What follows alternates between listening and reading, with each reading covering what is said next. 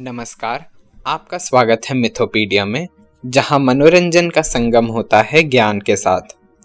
क्योंकि कोई भी शुभ काम करने से पहले हम गणेश जी की पूजा करते हैं, हम अपने चैनल की शुरुआत गणेश जी की कहानी के साथ ही करेंगे।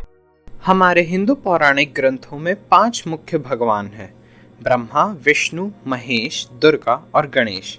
और गणेश जी इन पांचों में से प्रथम पूज्य माने जाते हैं। एक हिंदू परिवार का कोई भी शुभ काम गणेश पूजन के बिना अधूरा माना जाता है। और उनको जो ये प्रथम पूज्य का स्थान मिला है, उसकी बड़ी ही दिलचस्प कहानी है। ये सारी घटना कैलाश पर्वत पर घटित हुई, जहां माता पार्वती और भगवान शंकर वास करते हैं। एक दिन की बात है, माता पार्वती नहाने की तैयारी कर रही थी। तभी उन्होंने सोचा कि वो किसी को महल की पहरेदारी करने के लिए कह दे। जब वह बाहर गई तब उन्हें नंदी जी मिले। माता ने नंदी से कहा, नंदी, मैं स्नान करने महल के भीतर जा रही हूँ। जब तक मैं आज्ञा न दूं, किसी को भी महल के भीतर प्रवेश न करने देना। और नंदी ने फिर कहा, आप निश्चिंत होकर जाएं माता, मैं किसी को भी महल के अंदर नहीं आने दूंगा। यह सुनकर माँ गौरी महल के अंदर स्नान करने के लिए चली गई। जब माता पार्वती महल के अंदर गई, नंदी आराम से महल के द्वार के सामने खड़ा हो गया। पर कुछ ही देर में उस शांत पर्वत में नंदी को कुछ आवाजें सुनाई दी। उसे किसी के कदमों की आहट सुनाई दी। फिर किसी के डमरू बजाने की आवाज आई। डमरू की आवाज से तो नंदी साफ समझ गया कि यह व्यक्ति स्वयं उनके स्वामी भगवान शिव शंकर हैं। भगवान शिव का सोचते ही नंदी घबरा गया। वह इस सोच में पड़ गया कि वह अपने ही स्वामी को उनके ही महल में भीतर जाने से कैसे रोकेगा, और यदि नहीं रोका तो माता नाराज हो जाएंगी। परंतु इससे पहले नंदी कुछ सोच पाता, भगवान शिव महल के अंदर प्रवेश कर चुके थे। अब नंदी भयभीत हो गया और इससे पहले कोई उन्हें वहां पकड़ता, वो वहां से भाग गए। नंदी को जिस बात का भय था वही हुआ। भगवान शंकर को इस समय में आता देख पार्वती अत्यंत कुपित और लज्जित हो गई और वो वहां से उठकर चली गई। पार्वती जी ने ये सारी घटना अपनी सखियों जया और विजया को बताई। उनका कहना था कि नंदी ने जो किया वो गलत था, पर वो भी क्या करता, स्वामी भक्त है, उसे अपने स्वामी को रोकने की हिम्मत नहीं हुई होगी। इसी तरह भगवान शिव के बाकी गण जैसे भृंगी वगैरह, वे सब भी सिर्फ भगवान शंकर की ही आज्ञा का पालन करेंगे। हमारे पास अपना कहने को तो कोई गण ही नहीं है। सखी, मैं तो यही सुझाव देती हूँ कि तुम स्वयं ऐसे गण का निर्माण करो जो केवल तुम्हारी ही आज्ञा का पालन करे। माता गौरी को यह सुझाव पसंद आ गया। उन्होंने भी सोचा कि मुझे एक ऐसा गण चाहिए जो बुद्धिमान हो, साहसी हो और जो केवल मेरी ही आज्ञा का पालन करे। मैं स्वयं एक ऐसा गण बनाऊंगी। कर अद्भुत संकल्प या मन में माँ गौरी जुट गई जतन में। उन्होंने अपने शरीर पर लगे चंदन के लेप से एक मूर्ति बनानी चाहिए। धीरे धीरे वह मूर्ति एक बालक का रूप लेने लग गई। पार्वती जी उस मूर्ति को बड़ी प्रशंसा पूर्वक नजरों से देखती रही। जैसे जैसे वह मूर्ति एक बालक का रूप ले रही थी, माता को तो उस पर प्रेम आता ही जा रहा था। उनके अंदर की ममता उस बालक के लिए जागने लगी थी। और जब मूर्ति पूरी हुई, पार्वती उस नन्हे से बालक को देखकर सब कुछ भूल जाती हैं। उनके मन में बस इतना आया कि यह बालक केवल मेरे अंश से बना है। उन्होंने उस मूर्ति को उठाया और एक कोने में रख दी और माता उसे बस एक टक देखती रही और बस यही प्रार्थना की कि काश यह जीवित हो जाए। और फिर चमत्कार से माता ने उस मूर्ति में फूकी जान और मंद मंद मुस्कुराते हुए वह बालक जीवित हो गया। पार्वती को अत्यंत खुशी हुई। वे तो भूल ही गई कि उन्होंने इस बालक का निर्माण क्यों ही करा था। वे तो अपनी रचना पर अत्यंत मोहित हो गई थी। फिर गणेश जी ने कहा, माँ, मैं आपका क्या कार्य कर सकता हूँ? मैं आपके लिए कुछ भी कर सकता हूँ। यह सुनकर पार्वती को याद आया कि उन्होंने इस गण का निर्माण क्यों करा था और उन्होंने गणेश जी से कहा, पुत्र, तुम्हारे अलावा मेरा यहाँ कोई भी नहीं है, तो सुनो, तुम आज से मेरे द्वारपाल बनो। किसी को भी मेरे महल में मेरी आज्ञा के बिना प्रविष्ट ना होने देना। ऐसा कहते हुए माता पार्वती ने एक छड़ी का निर्माण किया और उसे गणेश जी को पकड़ा दी। उस दिन के बाद से गणेश जी पार्वती जी के महल की रखवाली करने लगे। एक दिन रोज की तरह गणेश जी महल की रक्षा कर रहे थे। उसी समय माता पार्वती अपनी सखियों के साथ स्नान करने गई थी। तभी अचानक वहां भगवान शिव आ जाते हैं। तब उन्हें बिना पहचाने गणेश जी ने उन्हें रोक कर कहा, हे देव, आप महल के भीतर प्रवेश नहीं कर सकते। माता पार्वती स्नान कर रही हैं। जब वे वस्त्र धारण कर ले, मैं तभी अंदर जाके आपके विषय में आज्ञा ले सकता हूँ। तो कृपया करके आप या तो यहाँ ठहरे या दोबारा आने का कष्ट करें। और ऐसा कहकर गणेश जी ने अपनी छड़ी आगे करके भगवान शंकर को रोक दिया। इसे देखकर भगवान शंकर को गुस्सा आ गया और उन्होंने गुस्से में कहा, मूर्ख, क्या तुम नहीं जानते कि हम कौन हैं? यहाँ से परे हटो, मुझे अंदर जाने दो। ऐसा कहकर शिवजी गणेश जी को धक्का देकर महल के अंदर जाने ही लगे थे, पर गणेश जी ने अपनी छड़ी से शिव जी को मारकर रोक दिया। छड़ी की मार खाकर भगवान शिव को अत्यंत क्रोध आया और उन्होंने गणेश जी से कहा, बालक, तुम अत्यंत मूर्ख लगते हो। तुम नहीं जानते कि मैं पार्वती का पति शिव शंकर हूँ और तीनों लोकों का स्वामी भी। मैं अपने घर में जा रहा हूँ, तुम कौन होते हो मुझे रोकने वाले? ऐसा कहकर भगवान शंकर फिर आगे बढ़ने लगे, पर मात्र भक्त गणेश ने इस बार अपनी छड़ी से भगवान शिव की पीठ पर वार किया। अब इस पर तो उन्हें और भी ज्यादा गुस्सा आ गया और उन्होंने अपना त्रिशूल उठा लिया गणेश जी को मारने के लिए, पर वो वहां से उल्टे पैर ही लौट गए, ये सोचते हुए कि पूरे ब्रह्मांड का स्वामी होकर इतने छोटे से बालक को दंडित करना उचित नहीं होगा, अपितु अत्यंत तुच्छ कार्य होगा। मैं अपने गणों को इसे परामर्श देने और समझाने के लिए भेजता हूँ। भगवान शिव महल से चले तो गए, परंतु उन्होंने यह ठान लिया था कि वह इस बालक को एक उचित सबक सिखाएंगे। उन्होंने अपने गणों को बुलाया। नंदी, भृंगी, तुम दोनों मेरी गणों की सेना को लेकर महल के द्वार जाओ। वहां एक बालक जो स्वयं को पार्वती का पुत्र बतलाता है, उस महल के द्वार की रक्षा कर रहा है और मुझे अपने ही घर में जाने से रोक रहा है। उसे समझा बुझाकर वहां से हटाओ। वो बहुत ही हठी है, उसके हठ को रोको। जाओ। भगवान शिव की आज्ञा मानकर सारे शिवगण महल के द्वार पहुंच गए और गणेश जी से कहने लगे, बालक, तुम कौन हो? यहाँ क्या कर रहे हो?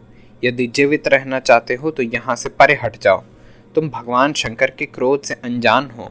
तुम्हारी भलाई इसी में है कि तुम उन महान सर्वशक्तिमान भगवान शिव की बात मान लो। इस पर गणेश जी ने कहा, आप लोग कौन हैं और यहाँ अचानक से आ गए? आप यहाँ से चले जाएं और मुझे मेरा काम करने दीजिए। इस पर सारे गण हंसने लगे और कहने लगे, बेटे, हम शिव के महान गण हैं, हम उनकी आज्ञा से तुम्हें यहाँ से हटाने आए हैं। स्वयं हट जाओ, नहीं तो मारे जाओगे। पर इस पर भी गणेश जी अडिग रहे। यह देखकर सारे गण शिव जी के पास चले गए। बाहर का सारा शोरगुल सुन के पार्वती जी ने अपनी सखी को कहा कि वह बाहर जाकर देखे कि शोरगुल किस चीज का है। बाहर जाकर सखी ने देखा कि गणेश जी अकेले सारे शिवगणों पर भारी पड़ रहे थे। सखी यह बात माता गौरी को बतलाती है। यह सारी घटना सुनकर माता कहती है, इस बार भगवान शिव और उनके गणों ने हद ही पार कर दी। क्या वो कुछ क्षणों के लिए रुक नहीं सकते कि उन्हें अभी के अभी ही महल के अंदर आना है? इनसे प्यार से विनती करके कोई फायदा नहीं। जाकर मेरे बेटे से कहो कि वो इन्हें घर के अंदर ना आने दें। सखी जाकर गणेश जी से कहती हैं, पुत्र, माता का आदेश है कि तुम इन सबको घर के अंदर ना आने दो। वहां भगवान शंकर ने कहा, शर्म करो, तुम एक बालक के हठ को न रोक सके। तुम्हें उस बालक को हराना ही होगा, वरना सब समझेंगे कि शिव अपने पत्नी के नीचे दबता है। लगता है वह बालक मृत्यु चाहता है। जाओ, उसे वहां से हटाओ। भले ही बल का प्रयोग करना पड़े, करो। जाओ और यहाँ कायरों की भांति मत खड़े रहो। भगवान शंकर से फटकार खाकर सारे गण गणेश से बात करने चले गए। शिवगण गणेश जी से कहते हैं, बालक, तुम जो भी हो यहाँ से हटो, वरना मृत्यु को प्राप्त होगे। हम तुम्हें अपना समझते हैं, इसीलिए तुम्हें समझा रहे हैं। गणेश जी कहते हैं, मैं अपने धर्म का पालन कर रहा हूँ, आप अपने धर्म का करें। और गणेश जी और शिवगणों के बीच में युद्ध छिड़ जाता है। गणेश जी अपनी छड़ी दाएं बाएं घुमाते हुए भगवान शिव के सारे गणों को पीटे जा रहे थे। किसी का पैर टूटे तो किसी का सर फूटे, किसी का हाथ टूटे तो किसी की पीठ। युद्ध का शोर शराबा सुनकर पार्वती ने फैसला किया कि वो अपनी सारी शक्तियां गणेश जी को दे देंगी, और उन्होंने अपनी शक्तियां गणेश जी को दे दी। भवानी की शक्तियां पाकर तो वो बालक स्वयं यमराज ही बन गया। उसने सबको युद्ध में इतनी बुरी तरह मात दी कि सारे शिवगण डर के मारे वहां से भाग खड़े हुए और कहने लगे कि इस बालक के पास तो अद्भुत शक्तियां हैं, अगर हम यूं ही लड़ते रहे तो ये तो हमें मार डालेगा। सारे देवता गणेश जी और शिवगणों का यह युद्ध देख रहे थे। तब नारद जी ब्रह्मा, विष्णु और इंद्र से कहते हैं कि भगवान शिव को उनकी मदद की ज़रूरत पड़ सकती है, इसीलिए उन्हें अभी उनके पास चले जाना चाहिए। नारद जी की बात मानकर सब कैलाश पर्वत पहुंच जाते हैं शिव जी से मिलने। जब भगवान विष्णु, ब्रह्मा और इंद्र पहुंचे तो उन्होंने देखा कि भगवान शंकर के सामने उनके गण बड़ी ही बुरी हालत में खड़े हैं। सारे शिवगण शंकर से बोलते हैं, भगवान, वो बालक तो स्वयं यमराज जान पड़ता हो। उसकी एक छड़ी की मार हमारी हड्डियां हिलाकर रख देती थी। उसने यहाँ मारा, वहां मारा, हर जगह मारा। हम में से तो किसी के पैर टूटे तो किसी की पीठ। भगवान शंकर को इस बात का भरोसा ही नहीं हुआ कि एक सामान्य बालक उनके गणों की यह हालत कर दे। इस पर ब्रह्मा जी और विष्णु जी ने उन्हें बताया कि यह गण सच कह रहे हैं। यह सुनकर भगवान शंकर की आंखें लाल पड़ गई। उनका क्रोध चरम पर था। उन्होंने क्रोध से कहा, अब मुझे ही इस बालक का वध करना पड़ेगा। इस पर ब्रह्मा जी उन्हें शांत करते हुए कहते हैं, शांत हो जाए भगवान, मैं एक बारी कोशिश करना चाहता हूँ। ब्रह्मा जी ब्राह्मण का रूप धारण करके गणेश जी के पास गए और उनसे कहा, बालक, मुझे भगवान शिव ने भेजा है। उन्होंने ऐसा कहा ही था कि गणेश जी ने उनकी दाढ़ी उखाड़ दी और डर के मारे ब्रह्मा जी वहां से भाग खड़े हुए। ब्रह्मा जी के अपमान पर शिव जी को अत्यंत गुस्सा आया। उन्होंने कहा, हे इंद्र, आप कार्तिकेय को साथ ले जाएं और उस बालक का वध कर दें। जाएं। इंद्र कार्तिकेय जी के साथ अपनी देवों की सेना लेकर महल के द्वार पहुंच जाते हैं।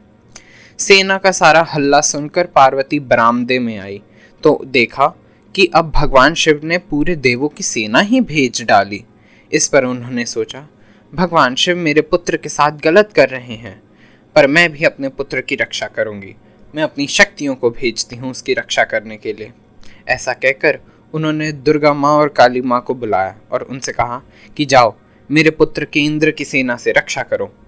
गणेश जी देवताओं की सेना से लड़ रहे थे और वहां देवी दुर्गा और देवी काली उनकी रक्षा करने में जुट गईं।